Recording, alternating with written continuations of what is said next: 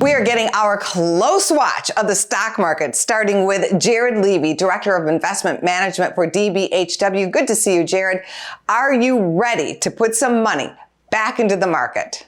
Well, it's all about earnings. In fact, 800 different companies report earnings this week alone. But it's not just about that. Obviously, we've got 4 of the Mag 7 reporting their earnings this week. Folks are going to be really closely watching and listening and scrutinizing Apple specifically because of their China connection in terms of their supply chain. Another key thing to know about this week. Obviously, we've had a little bit of indication of growing consumer weakness. Remember last week, housing, consumer confidence data really faltering. I mean, bad numbers. Another thing to think about, treasuries still being sold here, right? There's still downward pressure. A lot of foreign governments are dumping treasuries, as are some investors when they should be buying them. So there continues to be this sort of weird disconnect in the market where the bond market is not functioning like it should. And that, to me, is a problem. I'm glad that Trump withdrew his threats against Jerome Powell and firing him,